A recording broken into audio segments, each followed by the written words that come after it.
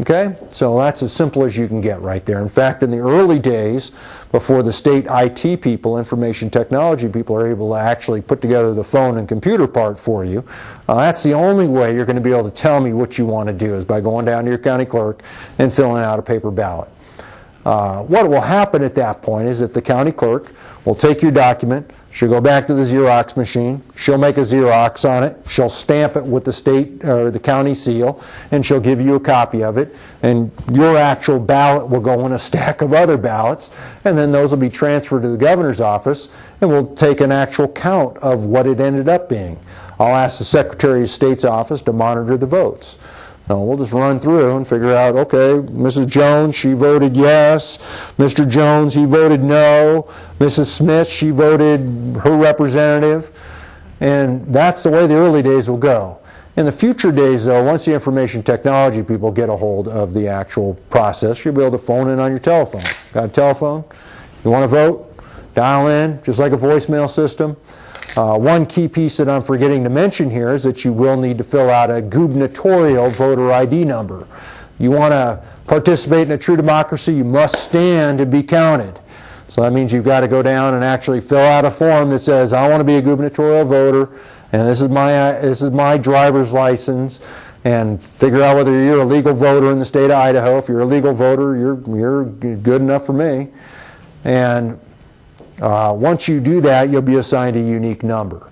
Then what we'll do in the governor's office is we'll just go through and we'll stack everybody in a gubernatorial number slot. And we'll go through and we'll just figure out who voted, and if there's any duplicates in there. If there's any duplicates in there, then we'll know, okay, something funny's going on here. Well, what will happen when ultimately the technology comes into place where you can vote on your computer and through your phone is that the system itself will actually run a voter fraud check.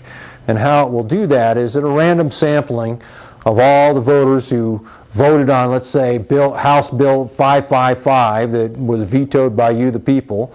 A random sampling of those voters will get an email or a phone mail or postal mail, depending on your choice of the way you wanted to receive it, and it will ask you, is this how you intended to vote? And if the answer to that is yes, then we know, okay, we got a functioning system correctly. If all of a sudden we find out we have within an error ratio of, let's say, 4%, then all of a sudden we have all these, yes, no's, and people are all over the board, then we know the system's not working correctly. And what do we have to do there? Step back to the paper route. So it all works out with some growing pains. I don't think anybody expects what I'm talking about to work instantly the day it works. But remember, the reason that it's going to occur is it's a personal choice by someone like myself. Legislatively, true democracy does not exist. Remember, we have a republic. But if you take someone like myself, a free individual United States citizen, and you, the free people of the United States, and we decide that I'm going to not make a single decision without asking you and make it binding on me, then guess what? Then nobody can stop that, because if they attempt to stop that, that stops our free choice in the United States, and that would be outside the bounds of Idaho and United States law. Another key piece you should realize is that in that process itself is that I'm going to consider myself neutral and inanimate, a mechanism of you, the people. And so a key piece there is that I'm not going to be suggesting any policy. If you ask me my opinion on transportation, I'm going to say, what's your opinion on transportation? And, what do you propose to do about it? And if you're a real go-getter, you want to do something about it, you're going to find the mechanisms in place through the governor's office where you can actually function as the governor in a true democracy. And if the people like your ideas, guess what? Just became reality. So those are all things that we can talk about in future shows, but I think the key piece is that the time is now for a true democracy. If you don't believe so, look around and ask yourself, what's going on in our country right now? Why are all these problems that we see in our economy, in our environment, in our political system, why are all these problems occurring? And the simple answer to that is too few heads are making decisions.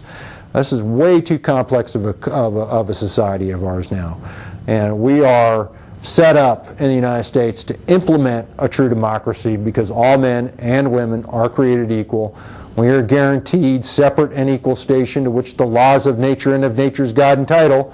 Technology now entitles you to a true democracy because you can function now in a true democracy.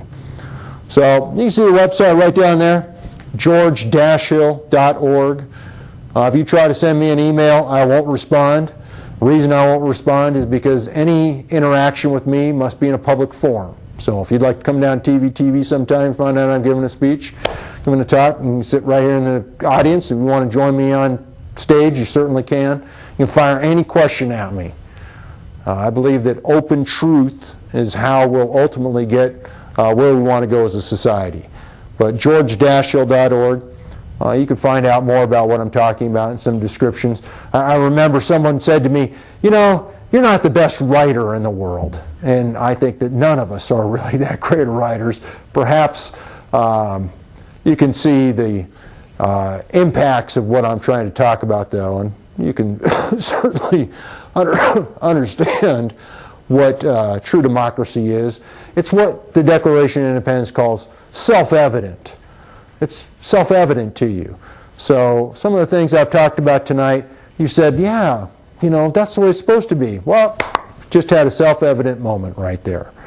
For you people out there who think that the people are too stupid or too mean or too vindictive or whatever to actually make rational decisions within our society, you actually would be needing to go to a different country, as I hate to say it, because this is the United States.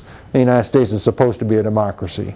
So if you actually think that the people are not supposed to run our country, I would suggest you try some of the other republics around the world. The Republic of Cuba, for instance, the Republic of China, Republic of Pakistan. There's lots of republics out there, and the reason republics exist is because they try to limit your involvement on everyday decisions because they believe that you're not smart enough to make decisions. And I believe that you are, and how do I know that? Because the Founding Fathers in the Declaration of Independence said that you were. So I'd like to say thanks to TV when we wrap up tonight. One of the things I could recommend to anyone out there who is not familiar with TV costs you $40. I think that's the price nowadays. $40 per year for you to have a weekly show if you want a weekly show, just like I'm doing here. And this is how you talk to people. It's amazing when I do a show and it airs on TV, and I go out around town, and all of a sudden I'll see somebody looking at me, and I'll say, why, you know, why is the person looking at me? And I'll realize they saw me on TV. This station has a huge impact, quite frankly. And for you people who have been saying, well, we never get any coverage on television, it's so hard to, you know, get in front of the media.